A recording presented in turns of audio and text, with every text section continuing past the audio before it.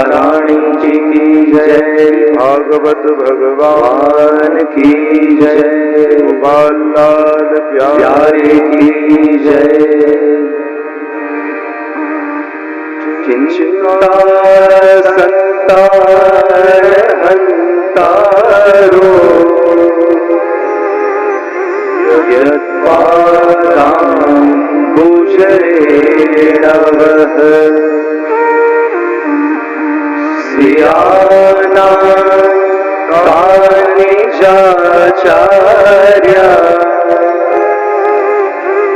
प्रणमामि मुहुर्मुहुः। यदनुग्रहतो जन्तु सर्वदुःखादिगो भवेत् तमहं सर्वदा वन्दे श्रीमद्वल्लभनन्दनम्। अज्ञानतिमिरान्धस्य ज्ञानाञ्जनशलाकया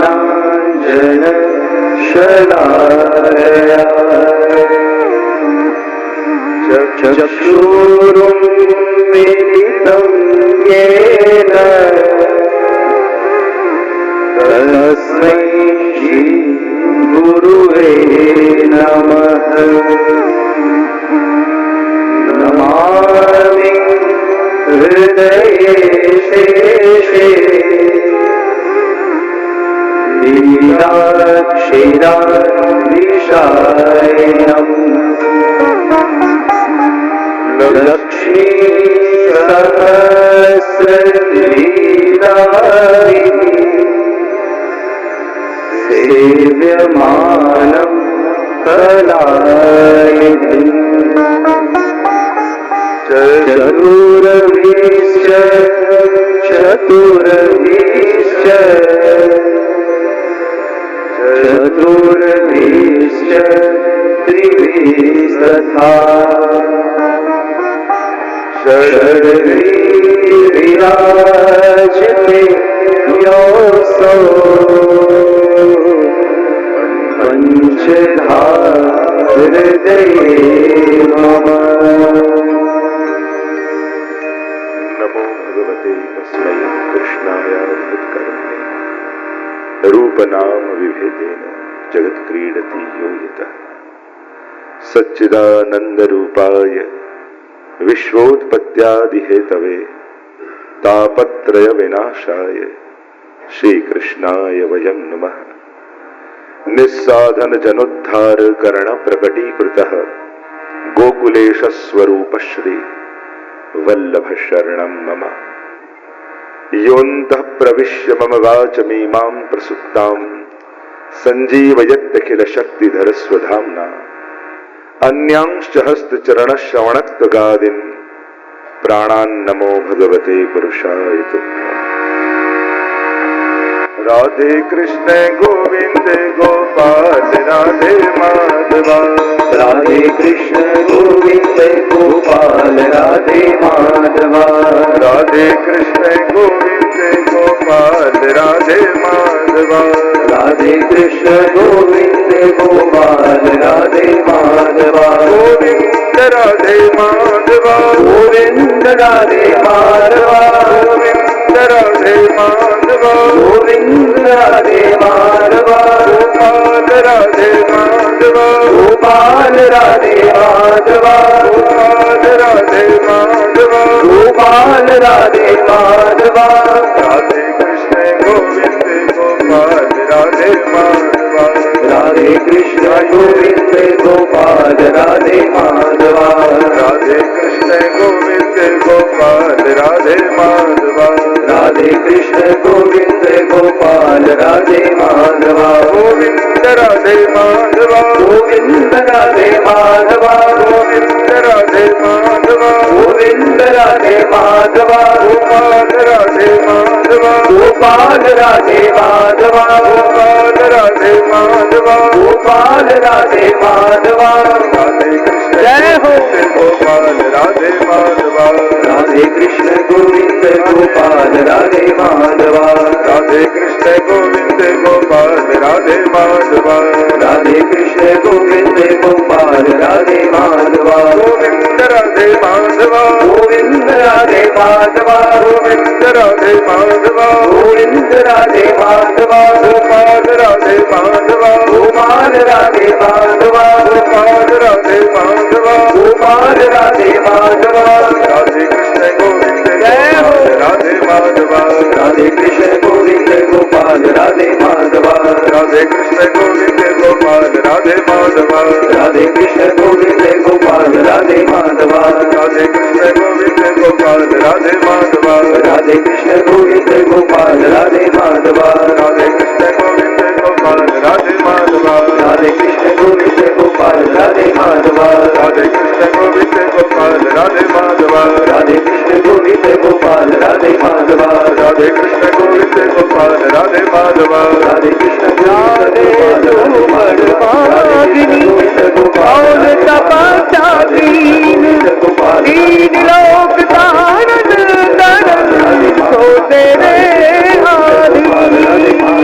राधे कृष्ण गोविंद गोपाल राधे माधवा राधे कृष्ण गोविंद गोपाल राधे माधवा કૃષ્ણ કનૈયા लाल की जय ભાગવત ભગવાન भगवान की जय અત્ર ઉપસ્થિત આ સમગ્ર સમાયોજનના પ્રધાન મનોરથી એવા સમગ્ર ગાંધી પરિવાર એવં આ દિવ્ય કથાનું રસપાન કરવા આવેલા સર્વભાગ્યવાન ભગવદીજન કથાયાત્રાનો આ ચતુર્થ દિવસ ગઈકાલે પ્રથમ સ્કંદના વિરામ તરફ આપણી કથા ગઈ હતી. એક એક પડાવોને પાર કરતી આ કથા ગંગા એક એક અધ્યાયોના ઘાટને સ્પર્શ કરતી આપણને સૌને પાવન કરતી કૃષ્ણ કથા તરફ આગળ વધી રહી છે. ગઈકાલે સીધો કથામાં પ્રવેશ કરું. પરીક્ષિત મહારાજને શ્રાપ લાગ્યો. અફસોસ અને પશ્ચાતાપ છોડી જીવનને સનાથ કરવાનો પ્રયાસ કર્યો. ભૂલો થઈ જાય જીવનમાં, પણ કેમ થઈ વિચારવા કરતા હવે આ ન થાય એના માટે શું કરવું, એના પ્રયાસ કરવા જોઈએ. સદગુરુની શોધ શરૂ થઈ. ગંગાજીના કિનારે ગુરુ પણ પાવન કરનારો ને ગંગા પાવન કરનારી સદગુરુ એવા સુખદેવજી મળ્યા. નિકટ બેસીને બે પ્રશ્નો કર્યા. જીવ માત્રના કલ્યાણનો ઉપાય શું? જેનું મૃત્યુ નિકટ હોય એને શું કરવું જોઈએ? પ્રથમ સ્કંદને વિરામ આપ્યો. દ્વિતીય સ્કંદમાં પ્રવેશ કર્યો. શ્રીનાથજી બાબાનું વામચરણ સાધન લીલા. જેનો જેવો અધિકાર એવી સાધનમાં પ્રીતિ. આ સાધન લીલા વર્ણન કર્યું. સુખદેવજી બોલવાનો પ્રારંભ કરે છે. વર્યાનેશ તે પ્રશ્ન કૃતો લોકહિતમ નૃપ. મહારાજ, તમે શ્રેષ્ઠ પ્રશ્ન કર્યો છે. આ જીવ માત્રના કલ્યાણનો ઉપાય એક જ છે, પ્રભુનું સ્મરણ કરવું, પ્રભુનું ધ્યાન કરવું અને ભગવત ભજન દ્વારા જ મનુષ્યનું પરમ કલ્યાણ છે એમ કહ્યું. જીવ માત્ર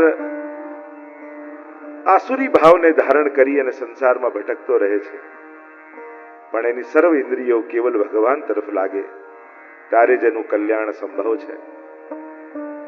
આગળ અનેક પ્રકારના પ્રશ્નો કર્યા છે. સૃષ્ટિ સર્જનનો ઇતિહાસ પૂછ્યો છે. સૃષ્ટિનું સર્જન કઈ રીતે થયું? અનેક પ્રકારની સૃષ્ટિ સર્જનની કથાનો ઉલ્લેખ આવ્યો. ભગવાનના નાભીમાંથી કમળમાંથી બ્રહ્માજી ચારે બાજુ શોધવા લાગ્યા કે હું આવ્યો ક્યાંથી. ચારે બાજુ શોધતા જળ દેખાયું. કમળની નાળમાં પ્રવેશ કર્યો, અંત ન પામ્યા. તપ કરવા માટે બિરાજમાન થયા. પરમાત્માએ 4 શ્લોકમાં ભાગવતની કથા સંભળાવી, જેને ચતુશ્લોકી ભાગવત કહીએ છીએ. બ્રહ્માજી જ્યારે શોધી રહ્યા છે કે મારું અસ્તિત્વ ક્યાંથી આવ્યું, હું પોતે ક્યાંથી આવ્યો, અને એ ચર્ચાનું વર્ણન 4 શ્લોકમાં ભાગવત સંભળાવીને કર્યું. શ્રીમદ ભાગવતનો આ દ્વિતીય સ્કંદ એ સાધન લીલા છે. જેનો જેવો અધિકાર એવી સાધનમાં એની રુચિ થાય. સેવા તો બધા જ કરતા હોઈએ, પણ ઘણા વૈષ્ણવ કે અમને તો માળાજીની સેવામાં જ આનંદ આવે, ઘણા એમ કે અમને તો ભંડારની સેવામાં જ આનંદ આવે, કોઈ કે અમને તો મનોરથની સજાવટ ગમે, કોઈ કે અમને તો શૃંગાર જ ગમે. જેવો જેનો અધિકાર એવી સેવામાં અભિરુચિ. સેવા સેવા જ છે, ક્યારે કોઈ સેવા નાની મોટી હોતી જ નથી. અને પુષ્ટિ માર્ગમાં તો અનેક પ્રકારની સેવાઓ છે. ભગવત સેવા ઘરે બિરાજીએ તો કરીએ જ છે, પણ એટલો જ મહત્તા ગુરુ સેવાનો પણ છે. અને જો ગુરુ સેવાનો ન હોત તો દમલાજી પુષ્ટિ માર્ગમાં ન હોત. જો હવેલી સેવાની મહત્તા ન હોત તો કૃષ્ણદાસ અધિકારીનું નામ 84 વૈષ્ણવમાં ન હોત. જો બાલાજીની સેવાની અભિરુચિ અને મહત્તા ન હોત તો શ્યામદાસ આદિની વાર્તાના પ્રસંગો ન હોત.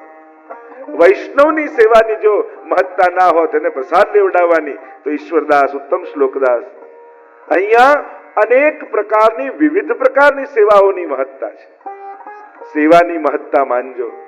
કેટલી કરી એનો વિચાર ન કરતા, આગળ કરી, ભીતર કરી, પાછળ કરી, પેલો વધારે કરી ગયો, મને મોકો ન મળ્યો. લોકો અલૌકિક કરતા કરતા પણ એમાં લૌકિક શોધી લે છે. અરે લાઈન કરાવવાની પણ સેવા મળી હોય ને, ભાવ એ રાખવાનો, મને ઠાકોરજી મળશે ને તો આ લાઈનમાં જ મળશે. એવી નિષ્ઠાથી જ્યારે સેવા કરીએ છીએ, કારણ કે વૈષ્ણવ હોય એ મોટી સેવા શોધતો નથી, એ સેવાને મોટી માનીને કરે છે. જે સેવા મળી એને સર્વોપરી માનીને નિષ્ઠાપૂર્વક સેવા કરે. પેલા તો છેક ઠાકોરજીની પાસે પહોંચી ગયા ને ત્યાંની સેવા, અમને તો બહારની સેવા મળી. આ લૌકિકતા સેવાનો દોષ છે. તો જેની જેવો અધિકાર એવી સાધનમાં રુચિ. અહીંયા 4 શ્લોકમાં ભગવાને ચતુશ્લોકી ભાગવતનો ઉપદેશ બ્રહ્માજીને આપ્યો. વેદાંતના 4 વિષયો છે: બ્રહ્મ, જીવ, જગત અને માયા. આની ઉપર જ સમગ્ર વેદાંતો છે. બ્રહ્મનું સ્વરૂપ શું છે, આ જીવનું સ્વરૂપ શું છે, માયા શું છે, જગત શું છે, અનેક પ્રકારની ચર્ચાઓ આપણા વેદાંતમાં આવી છે. અને આ 4 શ્લોક એનો જ આ વિસ્તાર 18,000 શ્લોક છે ભાગવતમાં. સ્વયં ભગવાન બોલ્યા, અહમેવા સમેવાગ્રે નાન્યદ યત સદ સત્પરમ પશ્ચાદહમ યદેતચ્ચ યો વશિષ્યેત સોસ્મ્યહમ. અહમેવા સમેવાગ્રે. ભગવાન પોતાનું સ્વરૂપ સમજાવી રહ્યા છે. અહમ ઈવ અગ્રે. જ્યારે કંઈ જ નહોતું ત્યારે હું હતો. બધું જ છે તો હું જ છું. કંઈ નહીં રહે ત્યારે કેવલ હું રહીશ. આ જ બ્રહ્મ છે. ઓમ પૂર્ણમદઃ પૂર્ણમિદં પૂર્ણાત પૂર્ણમુદચ્યતે પૂર્ણસ્ય પૂર્ણમાદાય પૂર્ણમેવાવશિષ્યતે. ઈશોપનિષદનું મંગલાચરણ.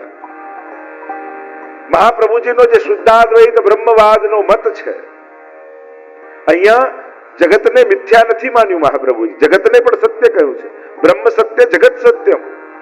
કારણ કે જો બ્રહ્મ સત્ય હોય તો બ્રહ્મ રૂપી સત્ય એવા પરમાત્માથી અસત્ય પ્રગટ જ કેમ થઈ શકે? સત્યમાંથી સત્ય જ પ્રગટ થાય. અહીંયા સ્વરૂપ સમજાવ્યું છે. ભગવાન જ આત્મકૃતે પરિણામ, પોતે જ આ સૃષ્ટિ રૂપે સર્જિત થયા છે, આવિર્ભૂત થયા છે, અને પોતે જ પોતાનામાં લય કરી લે છે. એટલે અહીંયા કોઈ વસ્તુનું સર્જન અને નાશ નથી. જગતને મિથ્યા માનવાનો મોટો લોજિક એ છે કે જે નાશવંત હોય એને સત્ય કેમ માની શકાય. અને મહાપ્રભુજી સમજાવે છે, અહીંયા સર્જન નથી તો નાશ પણ નથી. અહીંયા બ્રહ્મ જ આવિર્ભૂત થાય છે, પોતે જ રૂપ ધારણ કરે છે અને પોતે જ પોતાનામાં લય કરી લે છે. ઓમ પૂર્ણમદઃ પૂર્ણમિદં. પૂર્ણ બ્રહ્મમાંથી પૂર્ણ સૃષ્ટિ જગતનું જ્યારે સર્જન થાય ત્યારે બ્રહ્મમાં કંઈ ઘટી જતું નથી, અને પૂર્ણ જગત જ્યારે પૂર્ણ બ્રહ્મમાં ભળી જાય ત્યારે એમાં કંઈ વધી જતું નથી. 2 પ્રકારના પરિણામવાદ કયા: વિકૃત પરિણામવાદ અને અવિકૃત પરિણામવાદ. રબરને આમ લાંબુ ખેંચો તો લાંબુ લાગે, મોટું લાગે, છોડી દો તો જેવું હોય એવું થઈ જાય. આને કહેવાય અવિકૃત પરિણામવાદ, જેમાં વિકૃતિ નથી. અને બીજું છે દૂધમાંથી દહીં કરો પણ દહીંમાંથી પાછું દૂધ ના થાય, આ વિકૃત પરિણામવાદ. તો અહીંયા તો અવિકૃત પરિણામવાદ છે. અનેક બધી વેદાંતની ચર્ચાઓ છે. અહીંયા બ્રહ્મનું સ્વરૂપ સમજાવ્યું, જીવનું સ્વરૂપ સમજાવ્યું, જગત અને માયા સમજાવી. જે છે એને છુપાવે છે, નથી એને બતાવે છે, એ જ માયા છે. અનેક પ્રકારની સુંદર ચર્ચાઓ છે. બ્રહ્માજીને સૃષ્ટિ સર્જનની આજ્ઞા કરી છે. બ્રહ્માજી વિનંતી કરે છે કે પ્રભુ, કોઈ નાનકડું એક ઘર બનાવે તો એને અહંકાર આવી જતો હોય, તો મારે તો આખી સૃષ્ટિનું સર્જન કરવાનું છે. આપ મને એવા આશીર્વાદ આપો, આપની લીલામાં ક્યારે મોહ ન થાય, મને અહંકાર ના આવે. ભગવાને વરદાન આપ્યું છે. અનેક પ્રકારની સૃષ્ટિના સર્જનની કથા અહીંયા વર્ણિત કરવામાં આવી. આગળ સુખદેવજીએ ભાગવતના દશવિધ લક્ષણોનું વર્ણન કર્યું. ત્રીજા સ્કંદથી લઈને 12મા સ્કંદ સુધી ભાગવતની મુખ્ય ભગવાનની દશવિધ લીલાઓનું વર્ણન આવ્યું. અત્ર સર્ગો વિસર્ગશ્ચ સ્થાનમ પોષણમૂતય મનવંતરેશાનુ કથા નિરોધો મુક્તિરાશ્રય. સર્ગ લીલાથી તૃતીય સ્કંદમાં શરૂ થશે અને 12મા સ્કંદમાં આશ્રય લીલામાં વિરામ પામશે. ભગવાનની આ મુખ્ય 10 લીલાઓ છે. શ્રી કૃષ્ણમ પરમાનંદમ દશ લીલાયુતમ સદા સર્વ ભક્ત સમુદ્ધારે વિસ્ફુરંતમ પરમ નુમ. શ્રી મહાપ્રભુજી પણ વંદન કરતા કહે છે, પ્રભુ કેવા છે? તો આ 10 લીલાઓને કરનારા છે. આપણે તો કોઈ પૂછે કે ઠાકોરજીની લીલાઓ કઈ, આપણે કહીએ દાન લીલા, માન લીલા, હોરીખેલ લીલા. અરે આ બધી લીલાઓ તો એક નિરોધ લીલામાં છે. મુખ્ય તો 10 લીલા છે, જે ત્રીજા સ્કંદથી શરૂ થશે તે છેક 12મા સ્કંદ સુધી ચાલશે. પહેલો સ્કંદ અધિકાર, બીજો સાધન, અને ત્રીજા સ્કંદથી લઈ સર્ગ લીલાથી લઈ અને છેક આશ્રય લીલા સુધીની કથા. કારણ કે આ મહાપુરાણ છે. 17 પુરાણો છે, શ્રીમદ ભાગવત મહાપુરાણ છે. બંનેમાં ફરક શું? તો કે જેમાં 5 લક્ષણ હોય, 5 લીલાઓ હોય એને પુરાણ કહેવાય, અને જેમાં 10 લીલા હોય એને મહાપુરાણ કહેવાય. સર્ગશ્ચ પ્રતિસર્ગશ્ચ વંશો મનવંતરાણી ચ વંશાનુચરિતમ ચેતી પુરાણમ 5 લક્ષણમ. 5 લક્ષણ પુરાણમાં હોય, પણ આ મહાપુરાણ છે એટલે 10 લક્ષણ છે. અત્ર સર્ગો વિસર્ગશ્ચ સ્થાનમ પોષણમૂતય મનવંતરેશાનુ કથા નિરોધો મુક્તિરાશ્રય. અને એ દશવિધ લીલાઓનું દર્શન હવે આપણે આગળની લીલાઓમાં કરીશું. દ્વિતીય સ્કંદને વિરામ આપીએ. બોલો ભાગવત ભગવાન કી જય, ગોવર્ધનનાથ કી જય. દ્વિતીય સ્કંદ સર્ગ લીલા. સર્જનમ સર્ગ. આ જે કાંઈ પણ સર્જન દેખાય છે એ પ્રભુ દ્વારા સર્જિત છે. આ બધાનો રચયિતા પરમાત્મા છે. તો તમને એમ લાગે કે જો ભગવાને રચ્યું તો પછી આવો ભેદભાવ કેમ દેખાય છે? તો કે અહીંયા વિરોધ નથી, વૈવિધ્ય છે. જે અવ્યવસ્થાઓ દુનિયામાં દેખાય છે એ માણસ સર્જિત છે. ભગવાન બધાને બધું જ આ પૃથ્વી પર એટલું ઉગાડે જ છે કે બધાને ભોજન મળે. માણસ પહોંચવા દેતો નથી. જ્યારે જ્યારે માણસ વ્યવસ્થાઓ પોતાના હાથમાં લે છે ત્યારે કંઈક ને કંઈક અવ્યવસ્થાઓ ઊભી કરે છે. આજે માણસે બધું જ પોતાના હાથમાં લીધું છે. અરે કૃત્રિમ વસ્તુઓ તો ઠીક, હવે કુદરતને પણ પોતાના કંટ્રોલમાં કરવાની કોશિશ કરે છે એટલે કુદરત બગડવા લાગી છે. યોગ્ય સમય વરસાદ નથી થતો, શિયાળો મોડો આવે, ઉનાળો વધારો પડે, અને માણસ પાછો સ્વીકારે છે ગ્લોબલ વોર્મિંગને કારણે થઈ રહ્યું છે. તો એ કોણ કરી રહ્યું છે? શેને કારણે થઈ રહ્યું છે? ક્યાંક કુદરતને ડિસ્ટર્બ કરવામાં પણ માણસનો જ હાથ છે. તો જ્યારે માણસ વિક્ષેપ કરે છે પરમાત્માના, જો ને માણસ આ કોરોનામાં 1 વર્ષ ઘરે રહ્યો તો બધું ચોખ્ખું થઈ ગયું. નદીના જલ ચોખ્ખા થઈ ગયા, કુદરત સ્પષ્ટ, પ્રદૂષણ ઘટી ગયું, પશુ પંખીઓ ખોવાયેલા પાછા આવી ગયા. કેટલું જોતા હતા ને. આ માણસ ઘરેથી નીકળે છે અને બગાડે છે. આ વ્યક્તિઓ પશુ પંખી આદિ જો ખાલી ભોજન લેવા બહાર જાય પાછા ઘરે આવી જાય, અને માણસ ઊંધો છે, ખાલી જમવા જ ઘરે આવે. જ્યારથી બહાર આપણે કહીએ આપણે આગળ વધ્યા, દુનિયા આગળ જઈ રહી છે. જ્યારે આજથી 25 વર્ષ પહેલા તમને તમારા ઘરેથી ઓફિસે જતા 15 મિનિટ લાગતી હતી, આજે 1 કલાક લાગે છે. આપણે આગળ ગયા કે પાછળ ગયા? ભલે સ્પીડમાં ચાલે એવી કાર છે, પણ જગ્યાએ હોવી જોઈએ કે નહીં? કારમાં સ્પીડ વધતી ગઈ ને રોડની સ્પીડ લિમિટ ઘટતી ગઈ. ક્યાંક ને ક્યાંક માણસ જવાબદાર છે. આ દુનિયામાં એકતા કરવી હશે ને તો મારા કરતા કોઈ જુદો છે એ વાતનો સ્વીકાર કરતા શીખો. આ બધાને જો એકોત બહુશ્યામ, ભગવાન એકમાંથી અનેક થયા પણ એક સરખા નથી થયા. કારણ કે એક સરખા જ બધાને બનાવવા હોત તો આટલા બધા રૂપ ધરવાની જરૂર જ નથી. અનેકતા એટલા માટે પ્રગટાવી છે કે વૈવિધ્ય પ્રગટાવું છે, અને એટલે જ તો અનેક રૂપ છે. દુનિયામાં જુઓ ને, કોઈને ગળ્યું ભાવે, કોઈને તીખું ભાવે, કોઈને લાલ રંગ ગમે, કોઈને પીળો રંગ ગમે. વિચાર કરો, બધા દુનિયામાં બધાને સફેદ જ રંગ ગમતો હોત તો દુનિયા કેવી હોત? આ જુદી જુદી પસંદગી છે એટલે તો સુંદરતા છે. દુનિયાનું સૌંદર્ય એના વૈવિધ્યમાં છે.